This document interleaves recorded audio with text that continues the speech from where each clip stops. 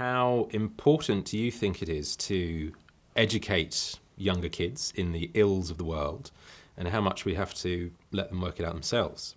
I think young people are becoming more and more aware that we are not leaving them a very nice world. Mm-hmm. And we're leaving them a world where they are going to have to pay for our sins. I think certainly with the students at the high school in Parkland, Florida, what do you do after you see a friend of yours' head partially blown off? How do you deal with that?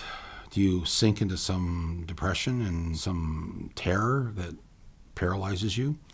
Or do you decide to act and do something? And they've decided to act, and it's very impressive. And what do you think parents should be saying to their kids about what they see on the news when a story like that breaks? Well, it depends how old the kids are. I mean, if they're teenagers, I think the teenagers already have it figured out.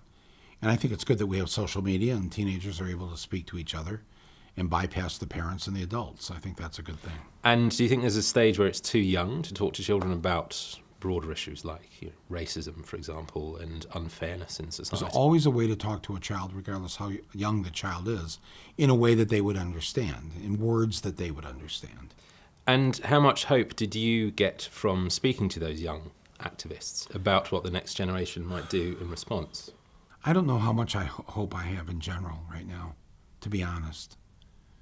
I think we're in a very precarious position. We are near the edge of that cliff, and whether we pull back or not is going to be up to us. I'm inspired by those students and their fight back. And so what do you think individuals can do? People can feel quite overwhelmed by a lot of the news. Well, get over yourself. Stop being overwhelmed. We've all got to get busy right now. Everybody has to do whatever they can do with every minute that they have. And what does that involve on a practical level? On a practical level, it means, well, I don't know if I can get involved. I got to get the kids to soccer practice. No, you don't. They can walk for the next 3 weeks. Don't worry about the soccer practice. I don't know, Mike. We've got couples therapy at 2. Learn to get along with your spouse or your partner for the next 3 weeks, okay? There's no time. This is the place where we need to be. This is the sort of, energy that has to happen, the sense of urgency. And so lastly then, how do you remain motivated when there's been so much for so long? What keeps you going? Well, I have this strange belief that we can actually pull this off, that things can turn around. There's more of us than there are of them. There's more people that believe in goodness and honesty and decency, in everybody having a seat at the table, everybody getting a slice of the pie. That's how the majority do feel. Last year I was having this strange recurring dream that I was in this lifeboat in the middle of the ocean. There was a dozen other people in the boat, and the hole was, there was a hole in the boat, and it was taking in water.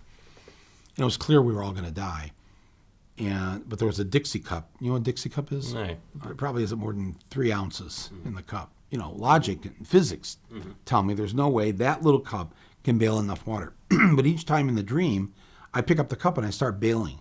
And in each dream, something else happens after I start picking up the cup. In one dream, somebody was wearing a baseball cap in the lifeboat, took off the cap and starts bailing after he sees me start to bail. In another dream, a woman somehow invented some kind of pump.